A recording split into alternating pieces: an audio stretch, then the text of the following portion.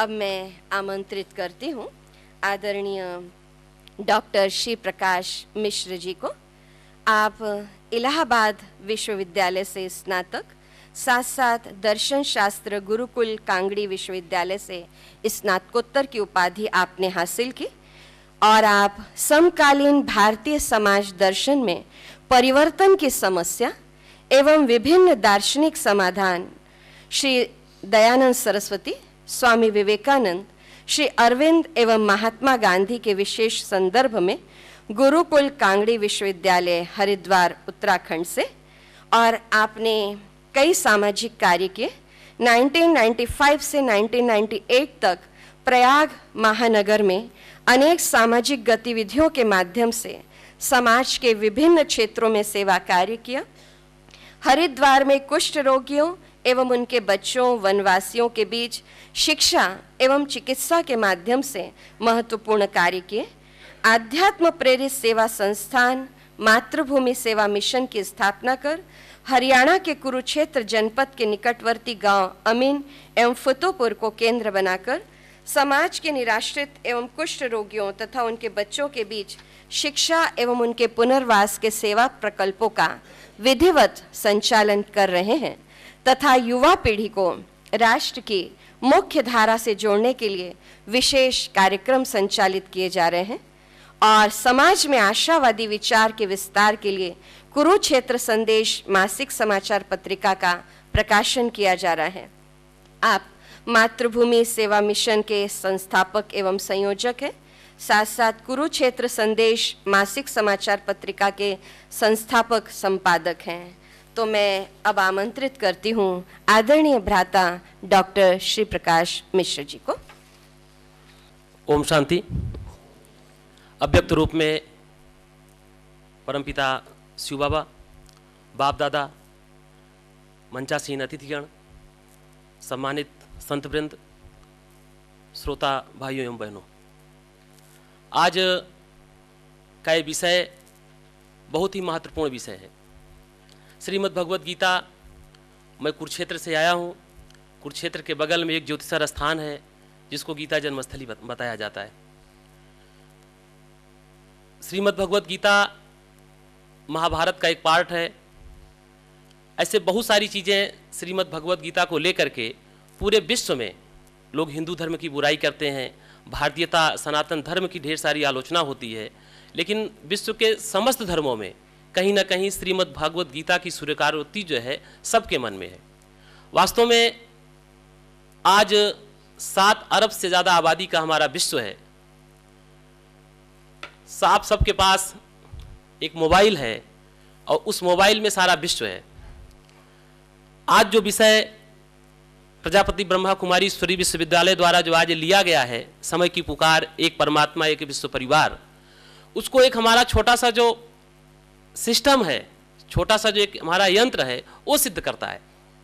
हम सब आज इतने पढ़े लिखे हो गए, दूर संचार क्रांति ने इतना काम किया, लेकिन हमारा जो अंतर्मन है वो संकुचित रहा।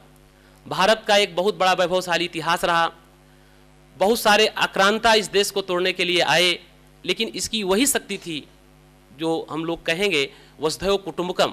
हमने सबको प्रेम किया, हमने सबको दुलार दिया, सबको अपने यहाँ स्थान दिया। आज नाना प्रकार की दिक्कतें हम लोग अपने विश्व पटल पे देखते हैं।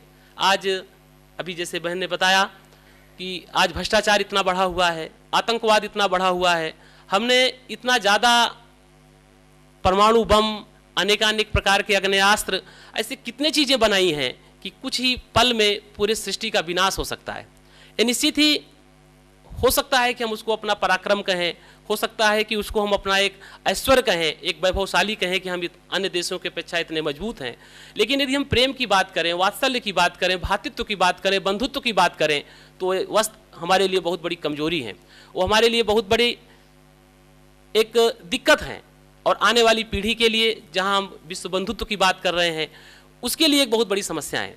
इसलिए आज ज़रूरत है कि हम लोग इस विचार पे, इस विषय पे पुनः एक बार चिंतन और मनन करें कि आज की ज़रूरत क्या है। वास्तव में आज की बहुत बड़ी ज़रूरत है कि इतने बड़े विश्व में हम लोग वसुधैव कुटुंबकम की बात करते हैं, निश्चित रूप से हमारा एक ही धर्म ग्रंथ होना चाहिए, हमारी एक ही मान्यता होनी चाहिए जिस पे सारे लोग चलें, तो निश्चित रूप से ऐसे जो ढेर सारी हमारी दिक्कतें हैं उनका हम समाधान बड़े आसानी से प्राप्त कर सकते हैं। हम लोग विश्व मानस पटल पे देखते हैं, यदि हम लोग भौतिक जगत की बात करें, लौकिक जगत की बात करें, तो आज भी ऐसे बहुत सारे लोग हैं, ऐसे बहुत सारे हमारे ही बंधु बांधव हैं जिनके पास अपने जो डेली नीड्स है, जो रोज़ की उनकी ज़रूरत है, उनको नहीं मिल पा रही है। हम सनातन धर्म के नाते अनेक चीज़ों का उदाहरण देते हुए हम लोग ऐसी घोषणा करते हैं कि हम विश्व बंधुत्व के नज़दीक हैं, लेकिन हमारी आवाज़ वहाँ तक क्यों नहीं पहुँच पा रही है? हमारे पास संसाधन है, हमारे पास लोग हैं, हमारे पास व्यवस्थाएं हैं, हमारे पास सरकारें हैं, उनके पास एक सुनियोजित सिस्टम है। उसका कहीं ना कहीं जो कारण है वो यही है कि हमारी जो मानसिकता दिक्कत में है और हमारा जो विचार है वो पूर्ण रूप से स्पष्ट नहीं है। प्रजापति ब्रह्मा कुमारी ईश्वरी विश्वविद्यालय द्वारा ये जो टॉपिक लिया गया है, मुझे बड़ा सौभाग्य मिला। मैं विगत दिनों जब माउंट आबू में कार्यक्रम था तो प्रथम सम्मेलन में भी मैं सहभागी रहा और आज मैं अपने को बड़ा सौभाग्यशाली मानता हूँ। बीके ब्रिजमोहन जी के सानिध्य से, उनकी प्रेरणा से मैं यहाँ उपस्थित हुआ कि आज इस पे बहुत अधिक से अधिक कार्य करने की हमें ज़रूरत है कि कैसे हम लोग एक परमात्मा और एक विश्व परिवार की स्वीकारोक्ति पूरे समाज में पैदा करें। जितने प्रकार की दिक्कतें हैं, अभी मैं भाई साहब से बात कर रहा था तो उन्होंने कहा कि एक जो है पक्षी वो मस्जिद में भी जा सकता है, गुरुद्वारे में भी जा सकता है, अन्य जगह जा सकता है, लेकिन एक व्यक्ति जो है, एक मनुष्य जो है, वो अपना इतना बड़ा भेद समझता है। ये कहीं ना कहीं हमारी संकीर्णता ही है। हम कैसे इस विषय को, कैसे इस बात को बड़े पैमाने पर पूरे समाज के सामने ला सकते हैं, क्योंकि जब हम वसुधैव कुटुंबकम कहते हैं, वन गॉड वन फैमिली की हम लोग बात करते हैं, तो निश्चित रूप से हमारे जो आत्मीय संबंध हैं, हमारे जो एक दूसरे से भाई भाई के संबंध हैं, वो चीज़ें उसमें स्पष्ट होती हैं।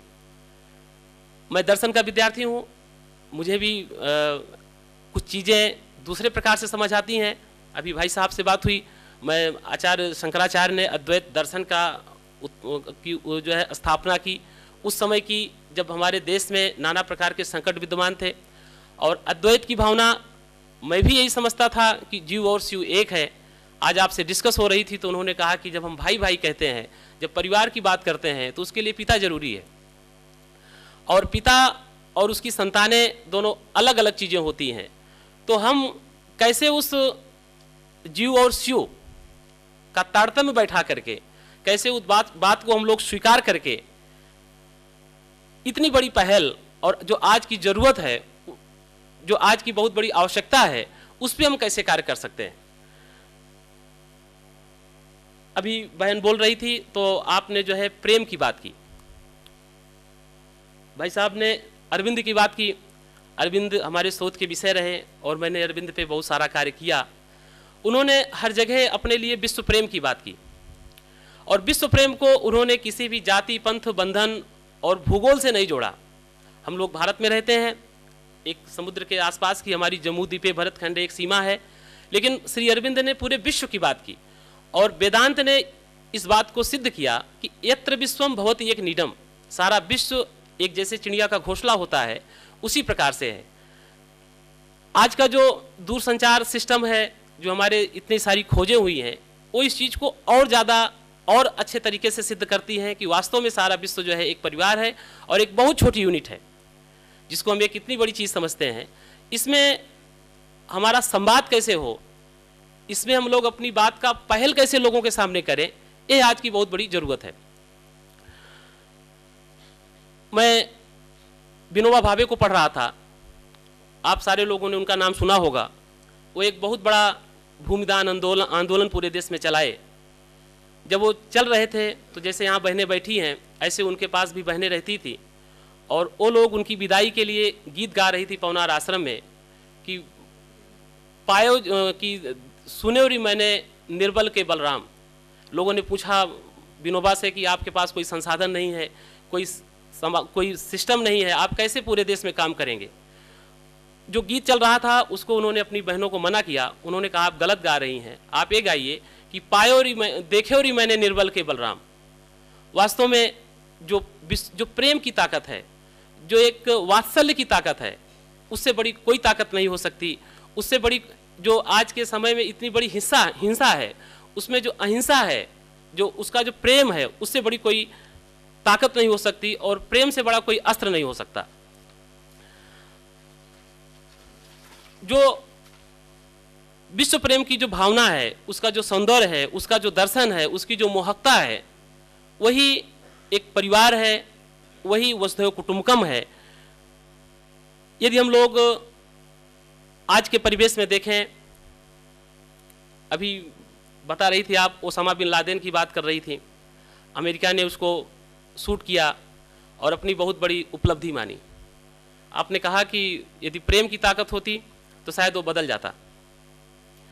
मैं कहना चाहूँगा कि जो बिंदु, जो ये विषय इस संस्थान द्वारा उठाया गया है, ये आज जो हम लोग बैठे हैं, इसमें एक बहुत बड़ी हम पहल कर सकते हैं। सारे लोग, सारे जो बहुत बड़े विचार करने वाले लोग हैं, वो सारे लोग कहते हैं कि भारत का भविष्य जो है उज्जवल है। हम लोग गणित लगाते हैं कि ज़्यादा उत्पादन होगा, ज़्यादा हम लोग विकास करेंगे, तो इस माध्यम से शायद उज्जवल है। मुझे जो, मैं विगत 7-8 वर्ष से इस संगठन से जुड़ा हूँ, मुझे जो आज तक जो ये बात समझ में आई कि शायद इनसे हमारी गिनती विश्व पटल पे नहीं हो सकती। हमारी यदि गिनती विश्व पटल पे हो सकती है तो प्रेम से हो सकती है, अहिंसा से हो सकती है, एक अपने स्वभाव से हो सकती है, और उस ताकत से हम अपने पूरे विश्व को अपने साथ जोड़ सकते हैं। श्रीमद् भगवद गीता, भाई साहब से बात हो रही थी कि वास्तव में जो एक मान्यता है कि भगवान श्री कृष्ण के द्वारा वो बोली गई, और यदि हम उसमें जगह जगह जो है ईश्वर उवाच, भगवान उवाच बात आती है, तो वास्तव में वो भगवान कौन था। वास्तव में आज जो एक विचारणीय प्रश्न है, एक बहुत बड़े चिंतन का प्रश्न है कि हम लोग उस ईश्वर को हम किस रूप में देखते हैं, वो साकार था कि निराकार था, क्या शरीर रूप में वैसे वक्तव्य हो सकते हैं। आज ये जो समाधान है, यदि हम लोग अपनी बातों को, अपने विचार को हम लोग समझें और इस दृष्टिकोण को देखें, यदि श्रीमद् भगवद गीता को भारत जैसे राष्ट्र में सही सही तरीके से डिफाइन किया जाए, तो पूरा विश्व उसके साथ हो सकता है और पूरे विश्व की एक ग्रंथ हो सकता है, एक भाषा हो सकती है, और एक श्रीमद् भगवद गीता पूरे विश्व का एक जो है ग्रंथ हो सकता है। उसका जो भगवान है, उसको हम चाहे जिस भाषा में कहें, उसका जो वक्ता है, उसकी जो वाणी जो पैदा करने वाला व्यक्ति है, यदि वो हमें समझ में आए कि वो साकार है कि निराकार है, तो आज जो विश्व की ढेर सारी समस्याएं हैं, उनका समाधान हमारे पास, हमारे उस विचार से, उस सोच से हो सकता है। हम लोग आज देखते हैं कि विश्व मानवता पे एक बहुत बड़ा संकट है। हम लोग संगठनात्मक लोगों के अंदर दिक्कत है, धर्म, पंथ, संप्रदाय को लेकर के दिक्कत है। सारे लोग कहते हैं कि मेरी जो मान्यताएं हैं, मैं जिसको भगवान मानता हूं या मैं जिस विचारधारा को श्रेष्ठ मानता हूं वही श्रेष्ठ है, दूसरे लोग गौड़ हैं। इन सारी चीज़ों ने हमारे देश को और पूरे विश्व को नाना प्रकार की समस्याएं पैदा कर रखी हैं। आज का जो युवा पीढ़ी है, आज का जो समाज है, वो तय नहीं कर पाता कि क्या सत्य है, क्या असत्य है। ऐसे माध्यम में हम लोग जब वेद की बात करते हैं, वेदांत की बात करते हैं, वो हमारे ऐसे बड़े ही जटिल कह सकते हैं हम, वो संस्कृत भाषा में लिखे गए हमारे ग्रंथ हैं, जो आज की जो पीढ़ी है उसको समझ में नहीं आते हैं। वो स्कूलों में भी पढ़ाए नहीं जाते हैं। यदि हम लोग इन सारी बातों को देख करके यदि श्रीमद् भगवद गीता को का ही केवल हम लोग अनुपालन करें और यदि उसको ठीक ठीक से समझें, उसकी ठीक ठीक से पूरे विश्व में व्याख्या की जाए, तो हम एक बहुत बड़ी पहल कर सकते हैं। और ऐसे जो हमारे ढेर सारे जो दिक्कतें हैं, ढेर सारी हमारे जो एक छोटी सोच है, उसको हम एक बहुत बढ़िया जो है समाधान कर सकते हैं। आज हम लोग देखते हैं हमारे यहाँ कुरुक्षेत्र में गीता जयंती बहुत बड़े पैमाने पर मनाई जाती है। बहुत सारे हमारी जो व्यवस्थाएं हैं, परंपराएं हैं, उनके अनुसार मनाई जाती है। मैं भाई साहब से, ब्रिजमोहन जी से निवेदन करूंगा कि आप ये जो सम्मेलन है और ये जो सारी विषय वस्तु हैं, इसको लेकर के हम लोग वहाँ आए, लोगों में संवाद करें, विचार करें। और आज ये इस विचारधारा से हम ज़्यादा से ज़्यादा लोगों को, ज़्यादा से ज़्यादा व्यक्तियों को, ज़्यादा से ज़्यादा संगठनों को हम लोग लाभान्वित कर सकते हैं और लोगों के मन में जो शंका और समाधान, जो शंका है उसका एक निश्चित समाधान हो सकता है। जब हम लोग पूरे 18 अध्याय को, उसके पूरे 700 श्लोक को, गीता को पढ़ें, तो उसमें से जो मुझे भी जो चीज़ें मैं नहीं समझ पा रहा था, इस बीच मुझे बहुत सारी चीज़ें समझ में आई कि वास्तव में उसमें निराकार भगवान की बात की गई है। उसमें जो श्री कृष्ण ने जो सारी बातें बोली हैं, वो जो लोगों के अंदर विकार है, जो लोगों के अंदर दिक्कतें हैं, जो लोगों के अंदर गलत एक्शंस है, उसके समाधान के लिए बोली हैं। हम लोग यदि कुरुक्षेत्र को श्री अरविंद ने अनेक जगह जो उनका गीता प्रबंध है उन्होंने डिफाइन किया कि हमारी जो पूरी शरीर है, इसकी एक एक जो कोशिका है वो अपने में कुरुक्षेत्र है, उसमें अनवरत संघर्ष चल रहा है। उस संघर्ष का जो परिणाम है, यदि उसको हम ठीक प्रकार से देखें तो वही गीता का निचोड़ है। हम हर जगह, हर पग पे हम अपने संघर्ष से ही अपने जीवन में आगे बढ़ते हैं।